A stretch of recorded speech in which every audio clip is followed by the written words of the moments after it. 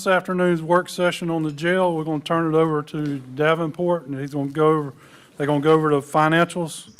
Then we'll turn it over to the sheriff and the jail administrator.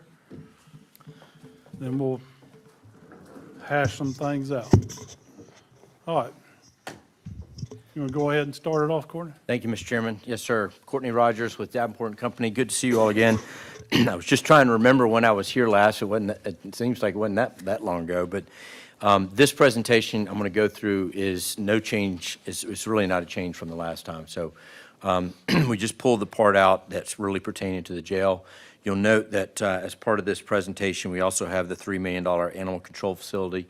You know, it's roughly less than 10% of the total project. So you could back that out if that's not something you're considering still at this point. So as just kind of reminding you what we did back then was we looked at basically what the cost of a new jail project would, what it would look like in terms of going out and financing it, using a total cost of about $50 million. On the, see, somebody, am I doing this? I guess I'm doing this.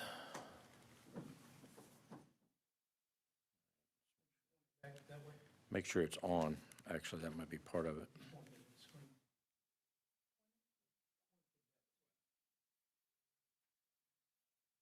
Not doing the pages left and right.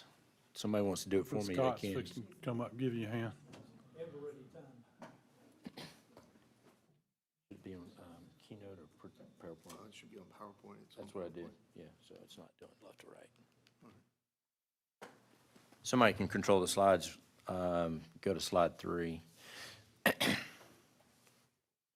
one of the things that we wanted to kind of point out was give you a history of collections for SPLOST 8, just to kind of give you a sense going back to 2020 for the last 6 years as we're winding up here fiscal 25 in June, roughly about $70 million of collections over that 6-year period, just to kind of give you a sense of that. So go to the next slide, if you would, page 4. And when you go back in March of 25, of course, the citizens voted in favor of SPLOST 9. Included in that is $10 million for the jail as a level 1 priority. And so then going on, he's already there, actually already up to 6. Page 5 basically shows that the projected collections is going to be about $85 million over that period. If you go to page 6, the project cost at $53 million, so back out the $3 million for animal control, call it $50 million. We've got some SPLOST $8 of about $4 million that staff tells us we can use. We've got $10 million included in 9.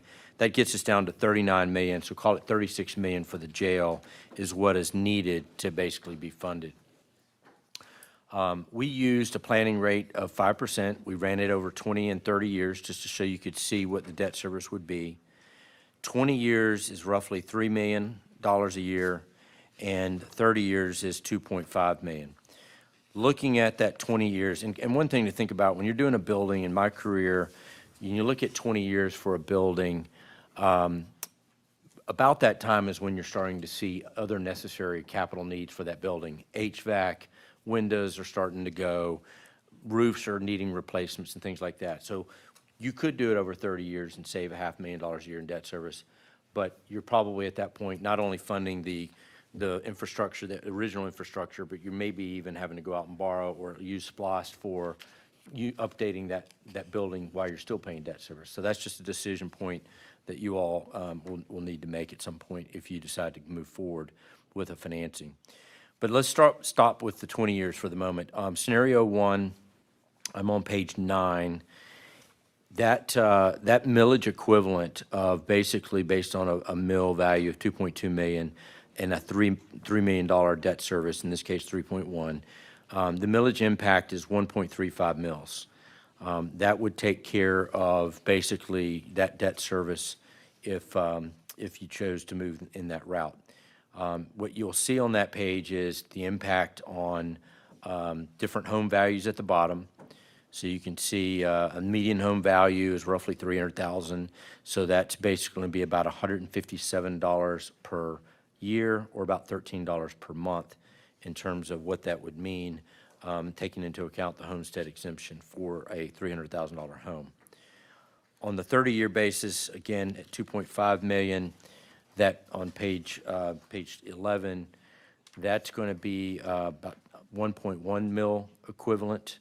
Again, that $300,000 home is going to be an annual tax impact of $128 or about $11 a month if you were to spread it out over 30 years. So if you think about it, and I know big picture of doing this for 35 years on budgeting purposes, for most local governments, your general fund budget, your service industry, most of that's going to go to people because you need the people to provide the services to your constituents. I'm guessing your budget's probably anywhere from 65 to 70% when it comes to your salaries, benefits, healthcare, things like that. I understand your budget's, what, about 40 million, I think, as I understand your general fund budget. So in order to get to 3 million, you've got to cut, let's say, 10% of your budget almost to get there, which is, and for most local governments, it's tough to do. The federal government may be a little different. We hear that on the news a lot. There's a lot of slop and fluff out there. But in my experience, outside of inner city type of governments, most governments are skin and bones. In fact, most of them probably operate with not enough people, frankly, to do the services that are provided. So it makes it very difficult. So your options really are to fund this jail, if you don't borrow, is to wait for SPLOST 10, I guess. At that point, I'm sure the cost is going to be much higher for what you're trying to do. I'm not an expert, but I'm assuming there may be some liability issues you could run into between now and then if your jail's overcrowded. The other option is to go out and bond for it, but there's really nowhere else to find dollars. Unfortunately, we're using what we can out of the SPLOST, but outside of that, it's just going to be probably having to raise revenues at some point. And unfortunately, this is the one thing that the state government gives us is the best, or biggest, I should say, not best, but biggest revenue source that we have is taxes, unfortunately, and specifically real estate taxes. Happy to answer questions, but again, this is the information that we had put together. Nothing's really changed. The market's still pretty good out there for borrowing money. Don't know where interest rates will be by the time we get later in next year, but at this point, we're in a pretty good spot for interest rates out there for taxes and bonds. All right. So, Mr. Chairman, happy to answer questions. Well, to get $3 million a year, like you were saying, that's roughly 10% of our budget.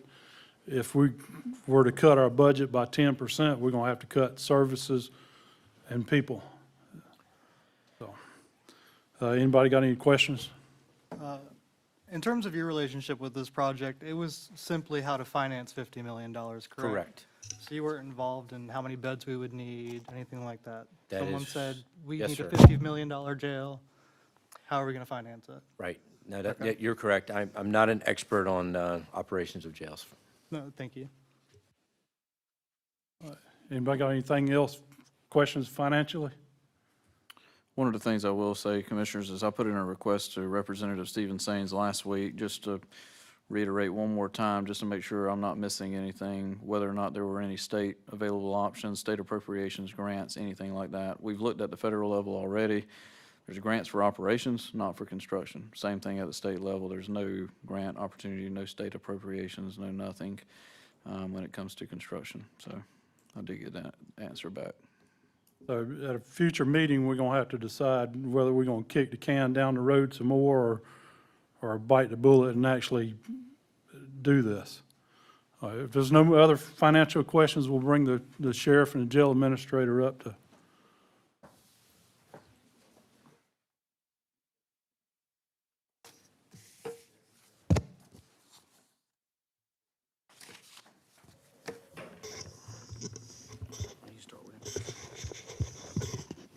I think we start off with the jail classification thing, let Eric kind of go over that and kind of get into a little bit of jail classification. All right. Could you pull the microphone, whoever's speaking, pull the microphone close?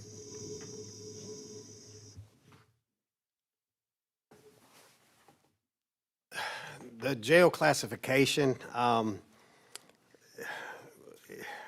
people have said that ask about the classification. The classification is still in place. It's simply that it's very difficult to classify when you're topped off, when you don't have any room. There's no wiggle room. There's no, that buffer space has been eliminated. I got some numbers from the jail, your jail, and if that slide can be put up. I think there's a slide We've with all this. got a copy of it. Got a copy so- of it? Alpha block, I mean, I'll explain it to you briefly. The holding is temporary. When we talk about the holding, those are the temporary cells that are up front. That's supposed to be just where you come, or where we place you at the beginning. As you can see, I've got 17 beds in there. One bed was ripped off the wall. There's 9 cells, which, so you got 14 people up there. Those people are all detoxing and/or have to keep, they're all on camera. So when you look at the 14 people that are up there, some of those people are paired up together, but a lot of them cannot be. So let's move on to medical. I got 10 beds. I got 5 people in there. Those are all people that cannot, they have ailments, they have issues going on, either physical or mental. 2 of those cells, one of the cells is a low-pressure cell that's not being used, and one is a medical cell with the handicap rails around it. It's not being used. And obviously, I hope I don't have to. A block is special housing. The sheriff has allowed me to put cameras in all those cells. There are 6 cells in that block, in A block. It could house 6 cells with two bunks in each one, would house 12 people. I got 7 people in there. There's 7 people in there because I have coerced, or I've talked to one person into having a roommate. Putting mental health with mental health is very risky, very liable. The liability is through the roof. It's a matter of time before there's a fight or there's something that goes on. Those guys are locked down 23 hours a day because of, they're either detoxing or they have a mental health component going on. B block is my female block. Just to show you, you have 12 cells in there, which totals out 24 beds. There's 23 females in there. So that tells you right there, I have one space, I have one female, I have one bed for a female in there. Otherwise, I'm going to be putting them on the floor. Moved to Charlie Block, which is maximum. That's your high-end crimes, rape, murder. You got 24 beds. There's 28 people in there. That's telling you right there that I have 4 people that are on the floor. So you got 3 people to a cell there. Delta Block, medium, which is your repeat offenders, your middle of the road, not your misdemeanors, but your middle of the road felonies. You got 24 beds. You got 23 people in there. So I've got 1 bed left in medium. Minimum. Minimum is your low-end misdemeanor stuff, marijuana, low-end stuff. You got 24 beds, you got 21 people in there. So I got 3 beds that are open, but I will tell you that this block is very, it moves around. There's a lot of people getting in and out of there. There's a lot of people bonding out. The other blocks, some of the people in Charlie Block, most of the people in Charlie Block and Delta Block are without bonds, or the bonds are so high that they can't get out anyway. Moving on to F Block. F Block is another place where the sheriff is giving me cameras to put in each cell. So that is special housing also. You got 12 beds in there, you got 7 people. Again, I have run a big risk by putting 2 people in there together. They're either mental health detoxing, and I say that to you, if someone is detoxing and hallucinating and having things like that, if someone comes to jail for suspended license, would you want to be put in there with that person that is hallucinating, that is detoxing, that is having issues? So, and then G Block is a little bit deceptive. It says 46 beds. I do have 46 beds in there. Again, the sheriff allowed me to open G Block after years of it being used for storage. You got 18 people in there. The reason there's only 18 people in there, not everybody can be an inmate worker at the jail. Obviously, due to crimes that if they're in there for murder, I can't use them for an inmate worker. If they have mental health component, if they're on medications, if they have a heart issue, I can't have you buffing floors and cutting grass if you have a heart. It's just too much risk, too much liability. So as you can see, and I think it's deceptive, you have 193 total beds and you have 146 total people in there, and that was moments ago. But know that a lot of those beds you have a cell with 2 bunks, but Mr. Monroe, who is obviously the gentleman that has a mental health component, been there for 9.5 years, or coming up on 9 years, I believe. I can't house anybody with him.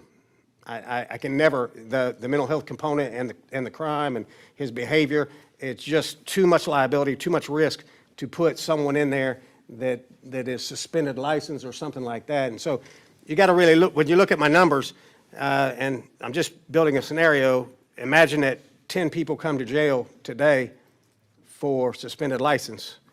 Try to find a place for me to put them, right? These are people that may or may not have known that their license was suspended, but yet they have to bond out, okay? And obviously, I hope that they do bond out, and it'll be on a citation, I would hope, but know that they may be on a warrant and have to sit for a couple days before they go to bond hearing. So when you look at the numbers from your jail, there's just not a whole lot of wiggle room. And the risk every day when I come to work, and I've been over there in May, it'll be 20 years, one of the hardest jobs I have is to, if 3 mental health people come in tonight and I have to deal with them tomorrow, where am I going to put them?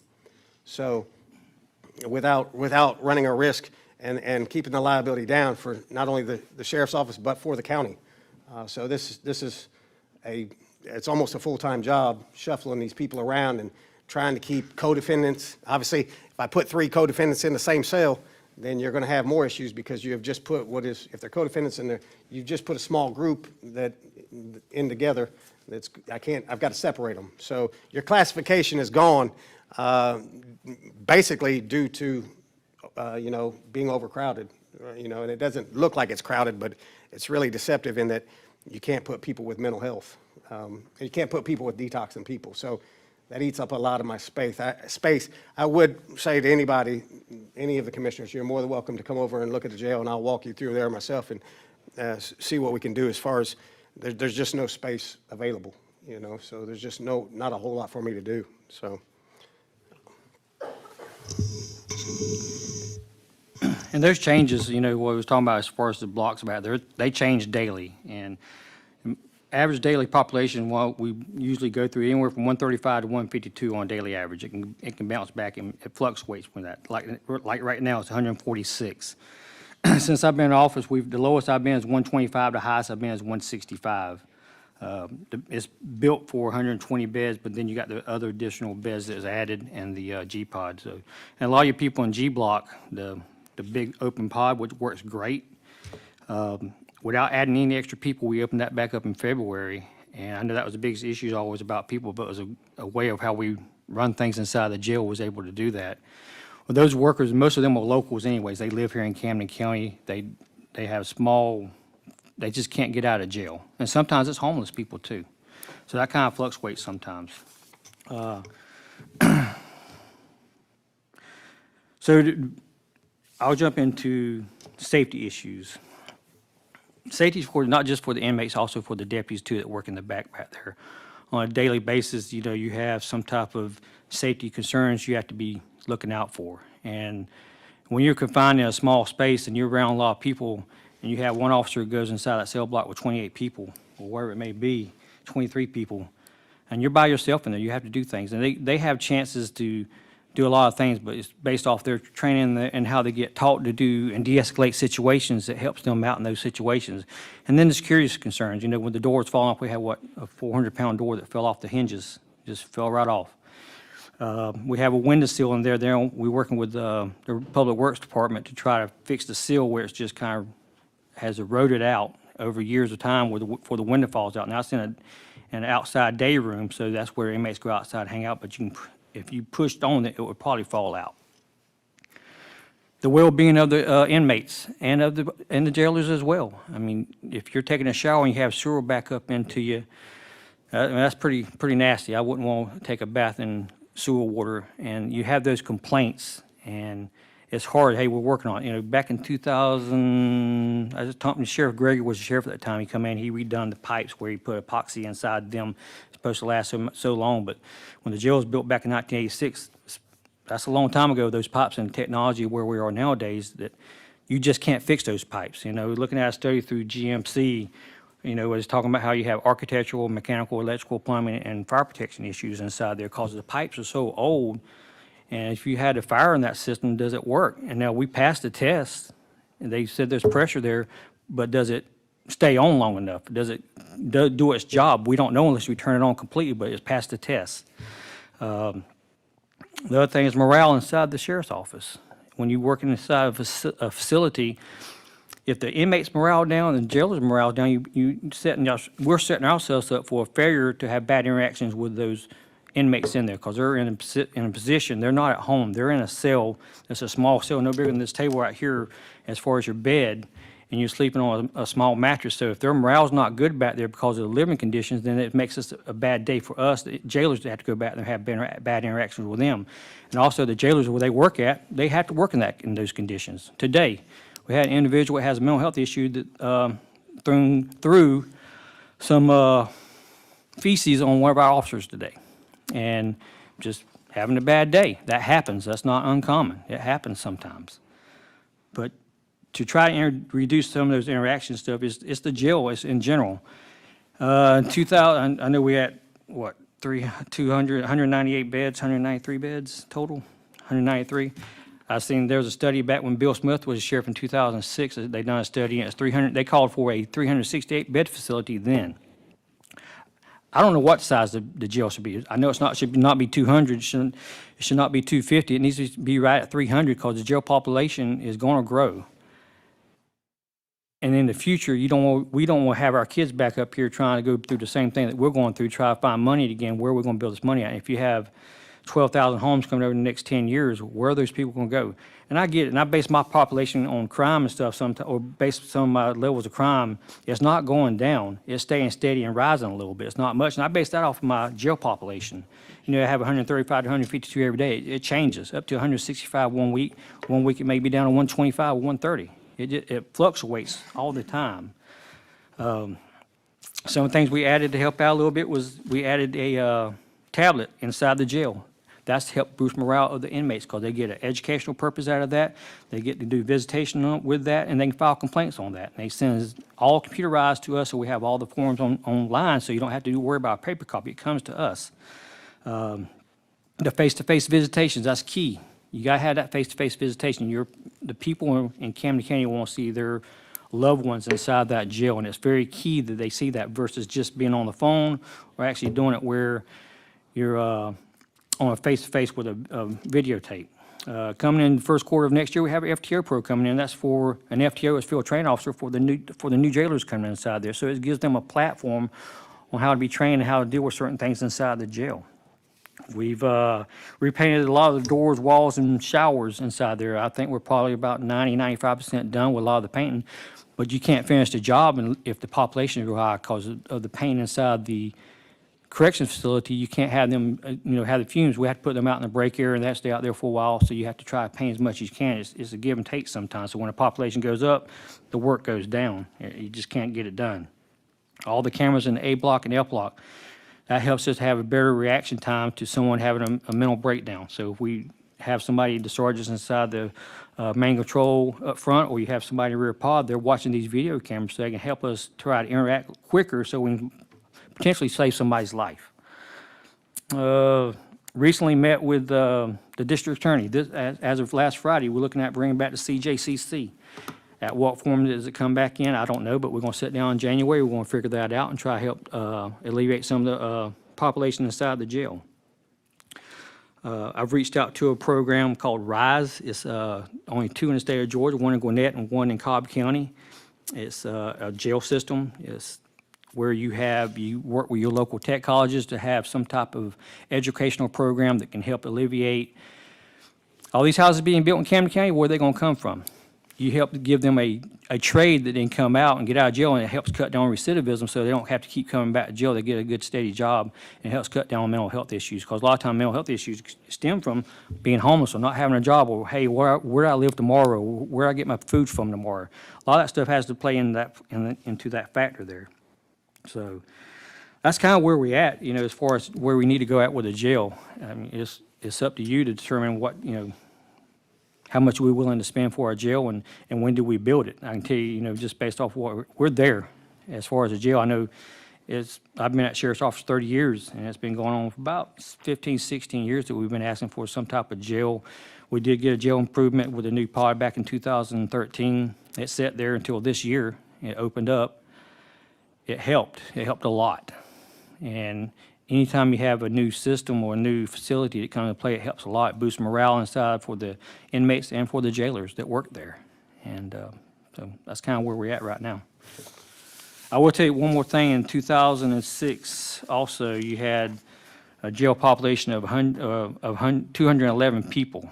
And at that time, when it got to that point, that's when they were sending people out. I was talking about, sending out reimbursements for the other jails where they kept the inmates at. That means if we go over 193, we have to farm them out to other agencies, and that means not just paying a daily bill for those inmates, but you also got to pay the bill for fuel and travel and so forth. If you can't do, if it's an agency that might not have the technology that we have as far as Skyping or some type of web camera, because we do a lot of that now to try to help cut down on some of the security issues and risk of moving them back and forth to the courthouse. And that's where we at. So my biggest thing is here, questions. Please ask me questions. Let's talk about what we need to do and where we need to go. All right, anybody got any questions for the sheriff? For the sheriff or Sergeant Watson, out of the E-blocks and minimum security, how many of those 21 people would be citationable offenses? And I know you guys don't control the cities by any means, but Yeah, I know that we are, at the jail, we regularly bring people up and get them on the phone, especially if they only have citations or if they have misdemeanors, got low bonds that were set at the magistrate court. Every day we're bringing them up, putting them on the phone, trying to get them to bond out. Obviously, the courts are slow. So with that being said, I'll tell you this, there's family members out here that will not bond their kids out because of mental health issues. I've had that personally come to me and ask me, we can't because we don't want them to get out there and get hurt or hurt somebody else. So the jails is notorious in the state of Georgia becoming mental health facilities, and we're not capable of dealing with mental health. I've personally seen, and I don't remember which agency it was, but there was a gentleman that was in there for riding his bike without a light on the front of it. I mean, that's why I was curious. Most of those small, they get out pretty quick. Most of your small things, maybe 2 days at the tops, and they may stay up front, or they may go back to the small block, the E block back in the back, and they're out within a couple of days usually. Right. Unless there's some kind of other standing wage circumstances, or they hold for another agency, whatever it may be. Do we keep track of the percentage of municipal detainees versus? I could look it up through the program, but know that citations, if you come in with a preset bond and a preset court date on a citation, I will give you multiple chances up front before I even dress you out and take you to the back. So a lot of what you see up in the holding area was 17 beds. There's probably some of those, what you're referring to, they're not, I don't think they would be in echo block. They more likely would be in holding. Well, I guess I'm referring to maybe the responsibility being pushed back onto the arresting agency, where it could have been a citation versus actually bringing them to the jail. I push citations. Obviously, I don't have any say-so over St. Right. Mary's and Kingsland, but when they come in and bring someone to jail, I'll always ask, hey, if you can put that on citations, please do. And the reason I ask about the percentage of municipal versus county is there a cost associated to the cities for housing one of their detainees? Well, I understand that, yeah. I understand they pay taxes. Also, the bulk of detainees are probably coming from the municipalities and not necessarily the. It's about equal. It's about equal? Yeah. We have a lot of arrests here in the county, because you have all county, sometimes we may be on the south end, and you stop somebody for DUI in Kingsland city limits, that's our arrest. Even though it's inside the city limits, we still affect that arrest. Right. I have seen in other jurisdictions where municipalities do pay the county jail for housing some of their inmates. And maybe if a cost were associated with that, it might deter some of those citationable offenses, which would help reduce the capacity we would Well, I need. have worked with both chiefs about trying to make sure if it's something like a suspended license, they're gonna take them and write them a ticket, they don't even bring them to jail. Right, because we're kind of basing our numbers off of the $150,000 per bed number. Is that correct, Sean? Sorry, I'm looking, I know I've talked to you about it. I'm sorry, what was that question? We're kind of basing the estimated cost of this project based off of the number of beds. Well, it's based off of that and just historical costs of jail construction among the state of Georgia and surrounding states. So anything we can do to reduce the amount of beds needed would help reduce the cost of a new jail. Now, when I look at, Scott, could you pull up the data from the Georgia Sheriff's Association, please? I just wanted to take a look at this. This information is, you're probably familiar with the report, but it's at the end of every month, I think, where you submit that information to the Georgia Sheriff's Association. When you compare that against the census data for how our community's grown over time, we actually have less of a percentage of our population in the county jail than we did back in 2008, I think, when they started taking that data. So we see as our population's going up, our crime rate is actually going down if you look at it from that perspective. The way I understand how that data is collected is at the end of that month, what is that day? It's not the 30 days, it's that last day is what data they're getting, is that last day, what's inside jail. If it's 130 people in jail, that's what they're getting. If it's on 2 weeks earlier than that, if they got that data, it could be 142 days that day. So they're only getting the last day. That's how we calculate, that's what we send off to them. That's what they ask for, is the last day of the month. So it's not really a true representation No. of your jail population. From what I see from this disbursement, it's more of not necessarily a capacity issue, but a per block spread of the beds. It sounds like you don't have enough in each block for the classification you're trying to keep there. So if the blocks were organized differently in a new jail, we could possibly get away with less beds. Well, obviously an increase, but we don't necessarily need 300.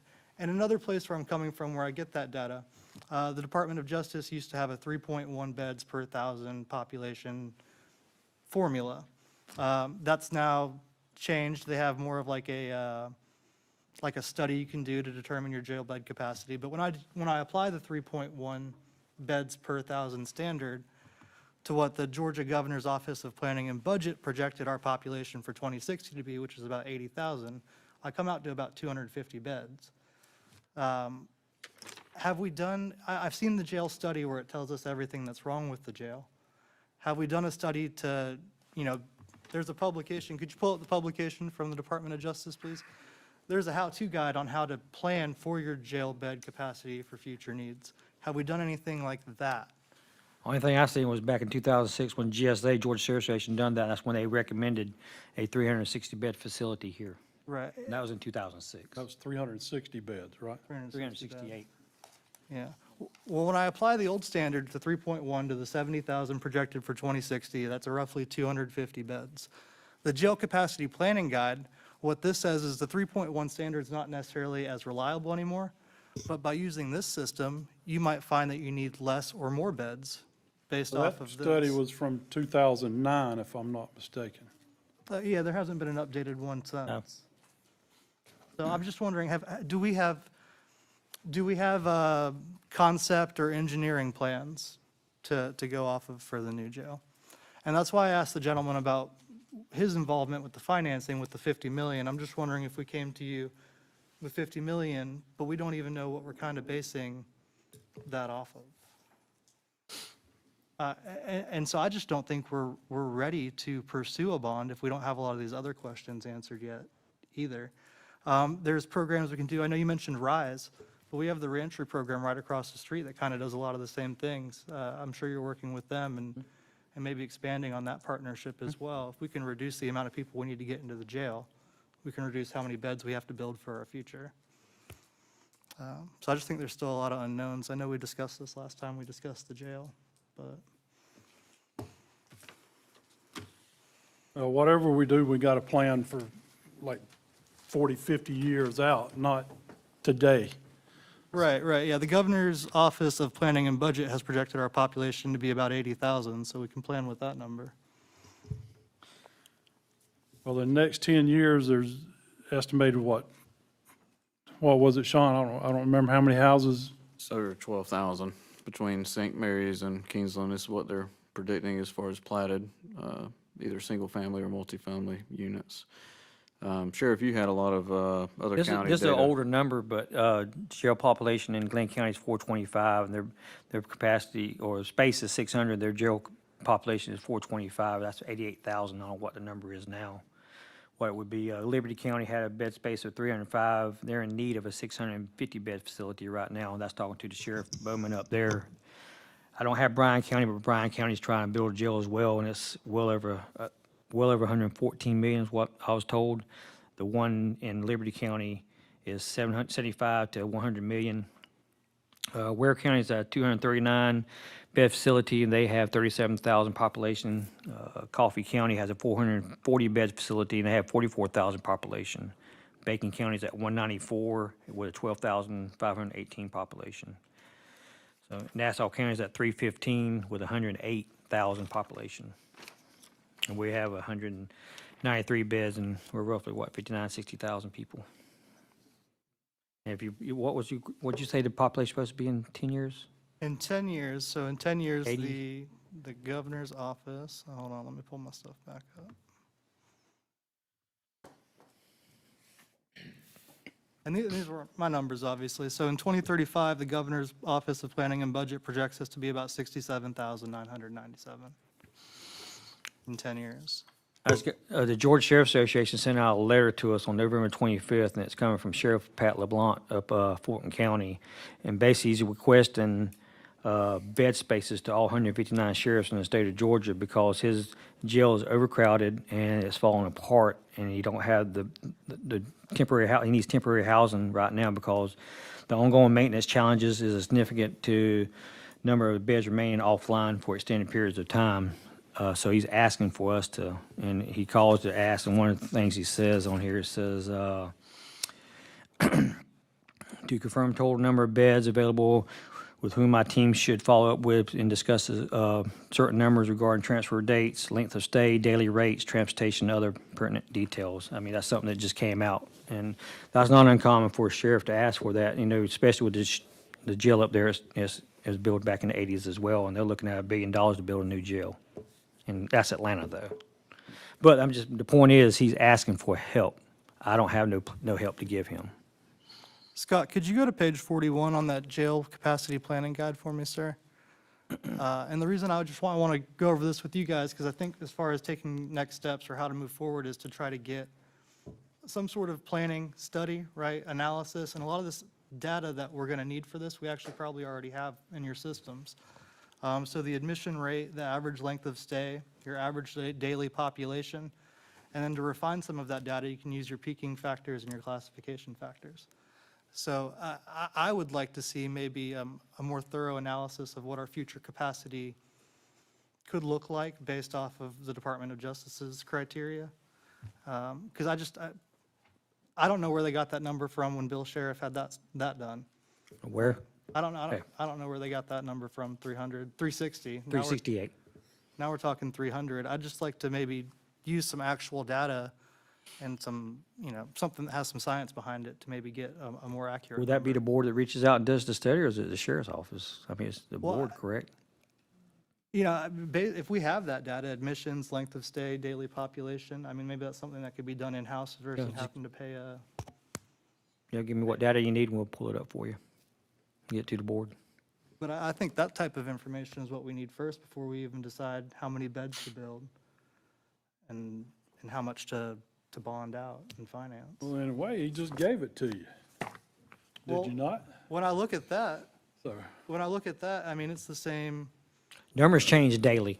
So, like I Right. said, we go from 135 one day, and the next day I may come in, it may be 149. But this is the same data Right. that the GBI Right. uses to forecast. some of It our changes. needs. So, I mean, you have people come to jail, and if it's a DUI, they're gonna stay there for 6 hours, and they'll bond out. Which is actually where I think where we're going average, admissions rate, average length of stay, collecting this data might be more beneficial than relying on the Sheriff's Office Association data. But we need that data first. But even though when they come to jail, they still have to be housed there in the holding area. So when you have a holding area that's not as very big, when you have mental health patients up there, it throws us in a situation. You have what we call a drunk tank. It holds like 6 people. But, I mean, if you have mental health patients inside these holding cells up front because they can't be back there because the A block and F block's full, then it's taking up holding cells up front, so we run into it. That's where we need bed numbers. It's not that we don't, the room 193, yeah, we're not 193, but we can't get to that 100. If we got to 193, we're in trouble. I get to 165, I'm worried because I'm picking up the phone, calling Dick's Attorney's office or attorney and say, hey, we need to work some numbers out here because it gets hard because you don't want to have a facility where you have, somebody does a murder tonight and and there's 3 people and they're all the same family. They got to be housed in 3 different areas separate. I don't disagree that. we No, need I'm just saying, I I'm don't just- disagree that we need more beds, Right, absolutely. okay, that's, The way I look How at many? this, okay.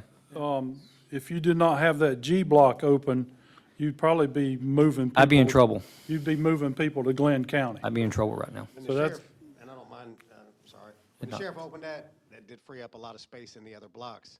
But as you can see, that space is gone. I mean, I really just don't have anywhere to put anybody. And you just can't put anybody back there. So, It's a metal building, it's an aluminum building.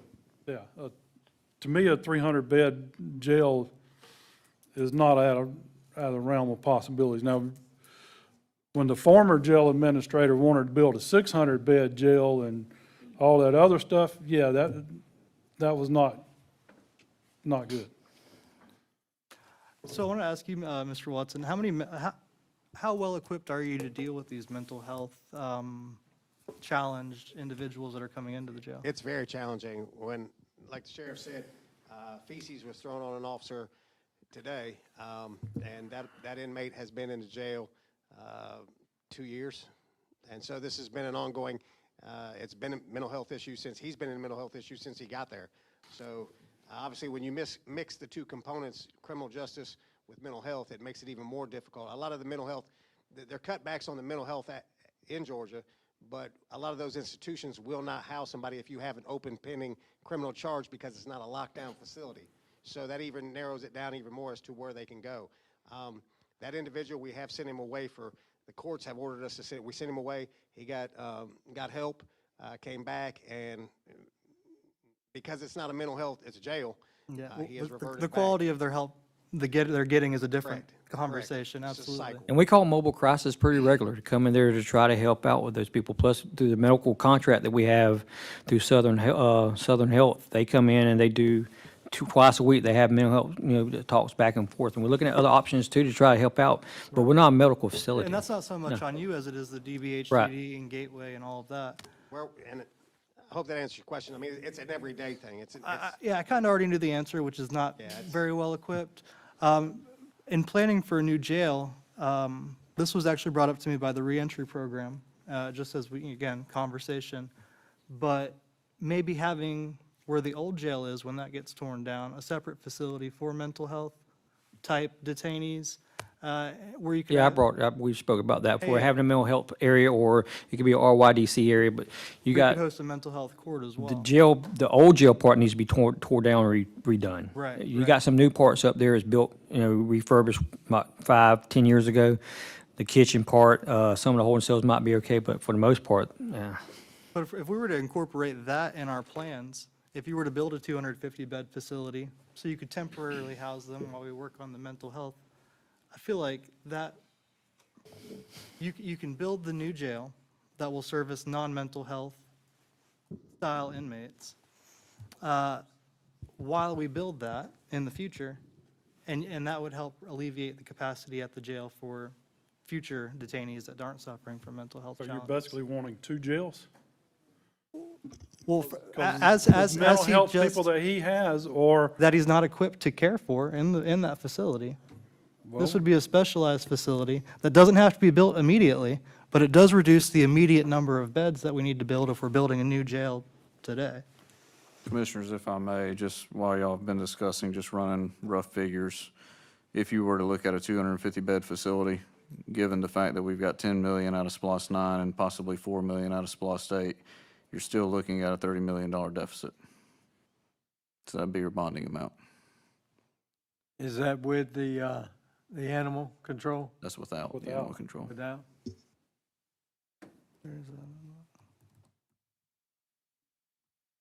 anybody got any other questions for the sheriff?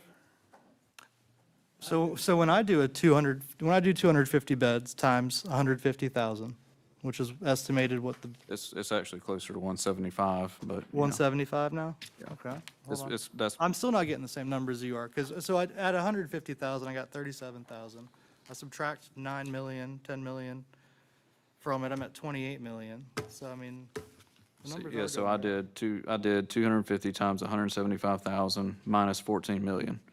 And that comes out to 29,750,000. I feel like just a couple months ago it was 150,000. But either way, we don't know how many beds we need We've without never doing a used study. $150,000 per bed. Yeah, We've but never we- used that. We don't have a scientific study to back that up. I have construction costs from around the state and other states verifying Oh, on it's, the cost of the, per bed, absolutely, but how many beds we need, no. well, that's what I'm telling you. Either way, I think financially, we're gonna have a plan moving forward before we ever even get to figure out what the level of beds are. I mean, at a minimum, even if you did a 250-bed facility, you're looking at a $30 million bond. So until we can really effectively figure out a financial plan moving forward, Don't we need to know what we're financing first? it could be 250, 300, you're still gonna have the bond. So I guess, I mean, however you all want to go about it. I'm just telling you, reality is speaking, you're gonna have to bond out potentially $30 million. Minimum. I mean, if you don't want to build a 250-bed facility and you just want to do 200, I don't think you're really improving the, No, I don't believe so either. No, I agree with you there. I would say a minimum of 250, at the minimum is 250. Because if not, you're gonna be here in 10 years, our children's gonna be here in 10 years asking for But we could another find out pod. that we do need Right, 300 yeah. beds. Who? We could find out that we do need 300 beds if we Yeah. were to do legitimate Good. study on that. Whatever we build it in such a way that it'd be easily expandable on the pod section. Now, going forward, we need to build, adequate office space, adequate kitchen space and all that now. Now, we can keep kicking this can down the road and it's just gonna cost the citizens more in the long run. So in the near future, we need to come up with some type of plan financially to pay for this. Have we located a piece of property where we want to build this out yet? so we've entertained at least 3 or 4 different properties. One of those property owners is, we've had discussions with, but we're kind of waiting on them because they're going through some restructuring, some probate issues. So still in discussions with them. There's another piece of property that the board has looked at in the past that we can entertain. But, I mean, really and truthfully, until we identify a financial plan moving forward, there's not a whole lot of need in, I mean, you're going to have some level of a financial plan for us to be able to move forward. In 3 or 4 months, we're going to be a year through our SPLOST 9, and that gives us 5 more years till we can vote on another SPLOST. We have 10 million allocated for a new public safety complex in our SPLOST 9. Have we, Jail. is it not a public safety complex anymore? Because what I saw on the referendum was public safety Slash complex. jail. What does the public safety complex entail then? It's the same. It's the same? Yeah. Why aren't we building the EMA 911 center at our complex/jail? That's the plan. That is the plan? That is the plan. We've been trying to identify a property that's large enough that will accommodate that site, animal control, and the sheriff's office and jail. I was just told that we had paid for surveying out behind the resiliency center for the EMA 911 We center. have. We're looking at 2 different options. But I mean, we're ideally trying to. Can't build a jail over there, No, but we're ideally trying to structure it to where everything's at. so that would be a complex, right? Why, have you been in the jail? You've actually been in it? I have been in the jail. It's pretty bad. I mean, it's in really bad shape. The electrical shot, the ACs are shot. I don't disagree with any of that. Mark. The Woodbine is constantly complaining because the grinder pumps are plugged all the time, and we're causing them issues. You've got doors that are falling off the hinges. I've been in office for 3 years, and I've heard that over and over and over again. You've got all of these safety issues, structural issues. You've got the morale issue going on.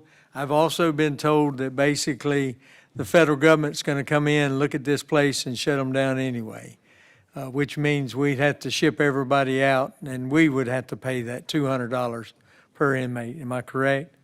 That's correct. My opinion is, and just from a common sense point of view, go ahead and find the property, purchase the property, and get ready. I mean, we've got to take one bite out of the elephant. Yes, sir. Eventually, and now's the time to do that. And we can do that with $10 million. I don't know what the property would cost. So when I spoke to Roy Proctor from the JDA, and they were talking to me about the land they just purchased for the Commerce Park. It was about 25,000 an acre. If you do about 40 acres, which I believe that's about the size of the property that the Glenn County facility is on, you're looking at about $1 million. Okay. We have $1 million left over in SPOS 8 for land acquisition. Is that correct, Chairman? I believe so. Okay, and then we can start working on concept plans. So we can start do that. working on engineering plans. My other question is this, if you let me finish my thought here. Yeah, absolutely. The sales, the medical sales, we've got 5 people in there, that's mental health as well, or no? That's, That's medical, that's medical. Physical ailments that could be okay, mental health, Use the mic. There you go. those people that are put in medical are, obviously, the medical services say, hey, Watson, I need to keep them they're up by the medical offices. So, and I just don't, get into, they either have physical ailments, crutches, mental health. It could be a combination of things. so A block is basically our mental health block, right? Special housing, yes, sir. I can't put them in general population. Anywhere else in there, there's mental health. F block, sir. F block is also special housing, yes, sir. So we've got 14 people. Well, you got the 14, they got the 7 in A, the 7 in F. I will advise you that the 14 people that are up in holding, they could be they're up there for a reason too. When we talk about general population, let's start with Bravo block. That is general population for the females. I have 1 bed. Charlie block, again, that's maximum. That would be your high-end crimes. I have 4 people on the floor. That's general population. Delta block is general population, and I have 1 bed for medium security. Any of those in And then B block, Echo. mental health? Sir? Any of those in B block, mental health? Yes, and he is correct. Bravo block, I don't have the luxury of separating the Right. females. So Right. because I have 23 in a block of 24, we would put mental health in a cell there by themselves if possible, in Bravo block. Are any of these right now, for instance, C block, you only have 24 beds, you got 28 people, do you have boats, those boats in there? No, the boats will not fit inside the cell. They're too small. They won't? I tried that, but what I do have is there's a mattress on the floor. And what you're seeing is, because of their classification, I shouldn't take someone in Charlie block for murder and put them in a lower level security. So, and you can see it Echo block is minimum security. You can see there's 21 people in there. It's because that block is moving. There's a lot of people bonding out. There's a lot of people, that has more movement than, say, C block. Now, know that there's probably some people in D block that belong in C block, but I had to, at some point after months or years of being in the jail, and I step you down I may step you down, take the lesser of Charlie block and put them in Delta block. All right, can I ask you one more question? Yes, sir. It's just Of course. a practical question. Yes, sir. How many of these are misdemeanors?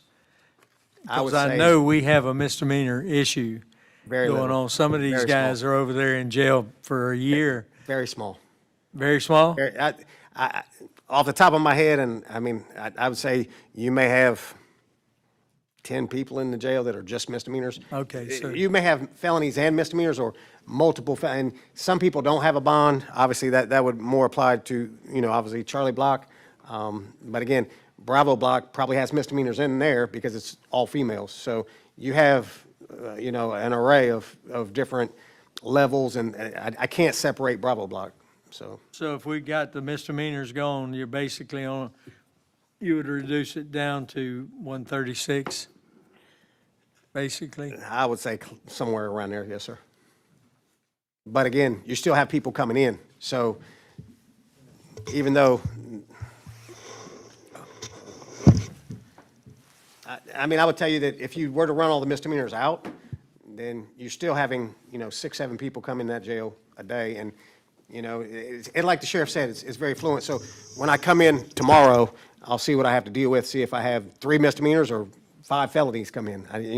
There's immovable things in the jail. Probation violation. Probation violations do not have bonds, so those are immovables for me. So, and then you got charges with no bond. So those I can put them on the phone all day long and they can't bond out. So again, every morning when I come in, like the sheriff said, it's very fluent. It changes day to day. I may come in tomorrow and like the sheriff said, I might not be at 146. I may be at 156 tomorrow. I was at 156 a couple days ago. Through the week, on the weekends are really bad. Like I'll come in on the weekend, on a Monday morning, it'll be 160. Through the week, we'll work it down through bond hearing and through aggressive, telling people the different ways to get out. We'll get it down get it down to 135, 140 on Friday. Guess what? There's the weekend again. And then I'm going to jump up. We're going to take in 20, 30, 40 people on the weekends. Some of those misdemeanors were homeless people, and it's like public drunkenness, or whatever it Right, may be. That's in right. the female. I know there's a couple of females that's in there now that's public intox, and they're not gonna get bonded out. Right. They burn all their bridges. That's your misdemeanors. And a lot of it's mainly you're homeless. Yeah. Nobody's going to get them. And like tomorrow, I'm taking 3 people to Kingsland Court. Hopefully, they'll get time served. But, I mean, I'm also going to have people come in tonight, too. So, again, like the sheriff said, it's very dynamic. Every day is a new day. I can just tell you, by looking at this, you can tell that I don't have any wiggle room. We're moving people every day. Every day. Every day, people going. I don't want to keep kicking this down the road. I want us to figure it out, move forward. If I had a personally. 300-bed facility, we're still not gonna change. We're still gonna continue to keep people out. Yeah. Okay, can I ask a question of Davenport? Sure. The loan that you're looking for us to get is a 4% loan, am I correct? We use 5% for this purpose. If we were going out today, we probably are closer to 4, yes, sir.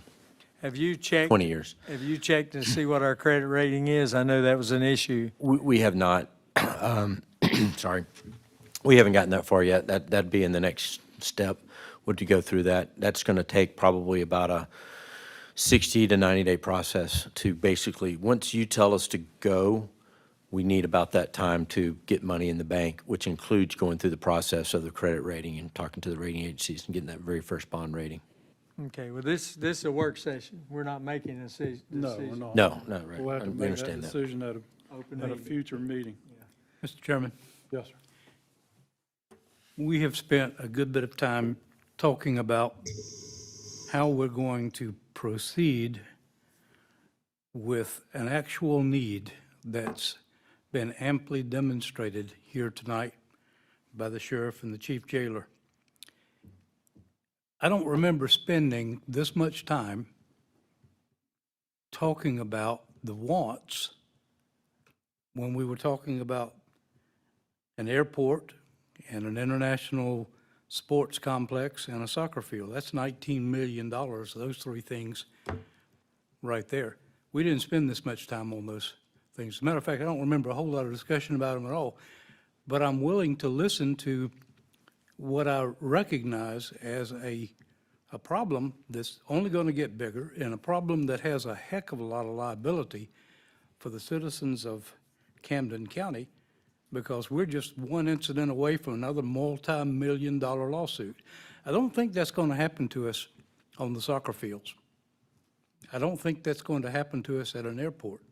And I realize the airport's a bargain because the government is going to give us free money, and all we have to spend is $5 million, but that doesn't consider the fact that we have to fund the operations ad infinitum for that operation.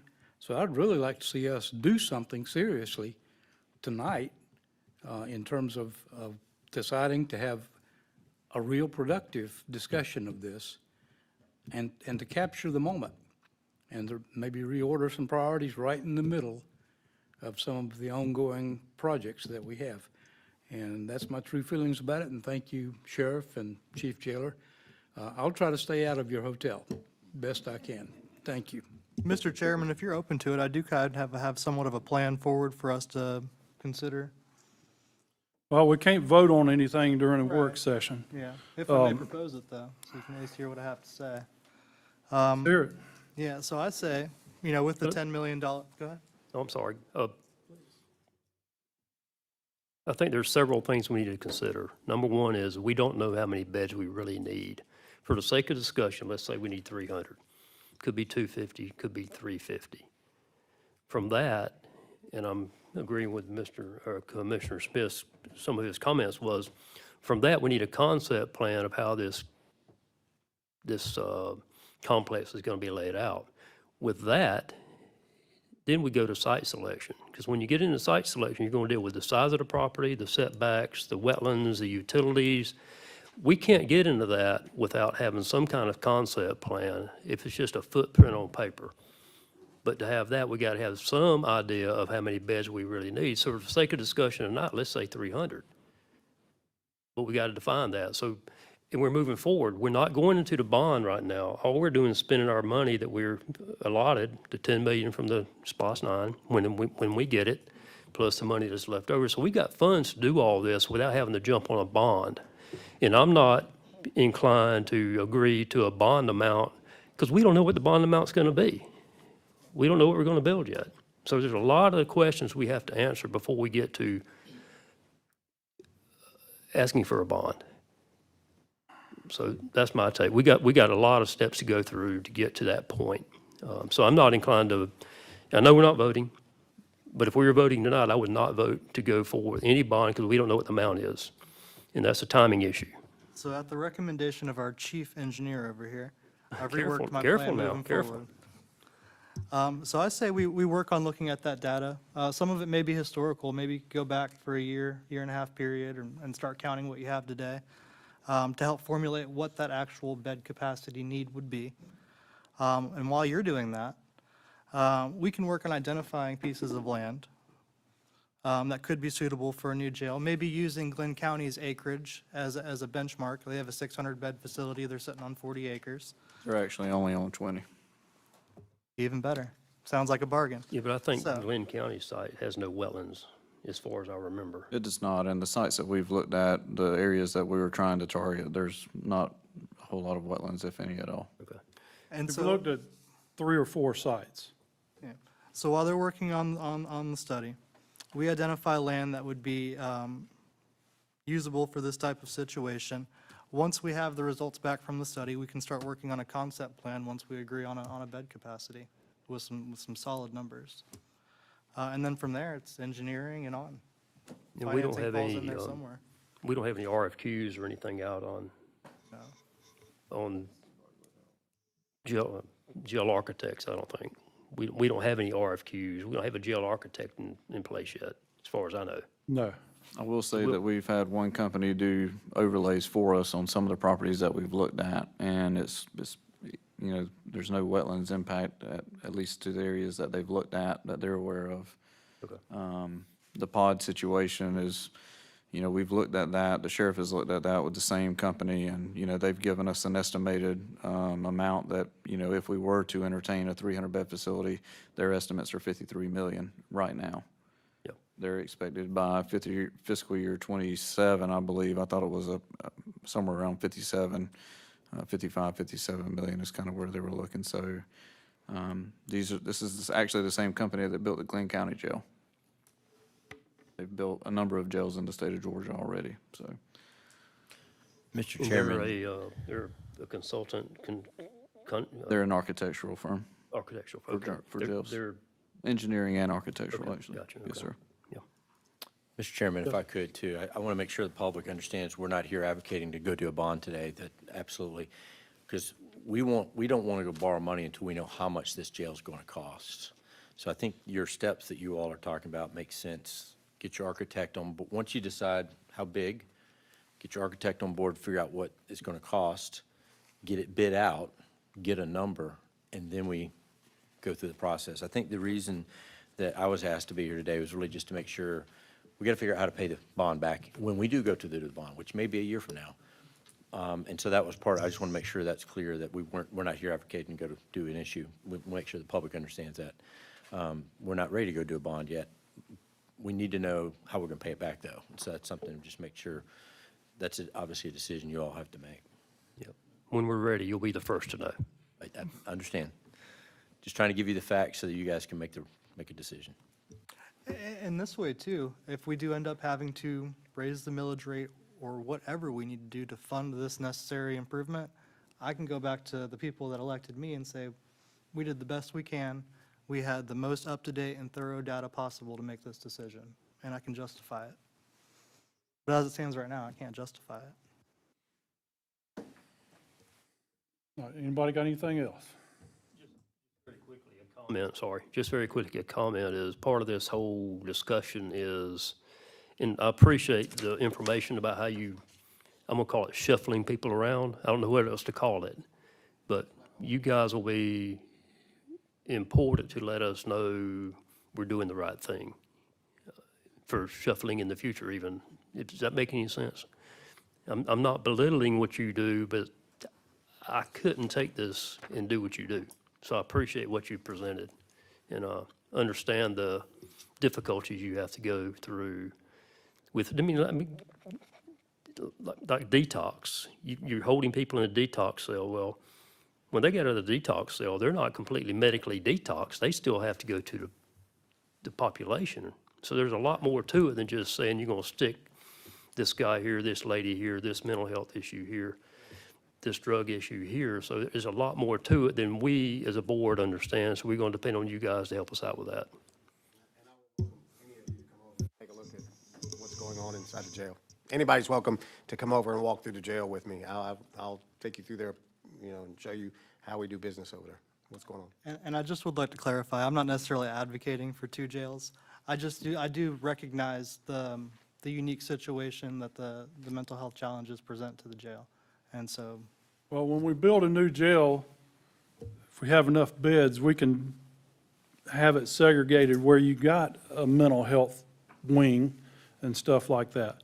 And that's also another reason why to build so many beds. Sheriff Cheney, in your opinion, what size jail do you think we need?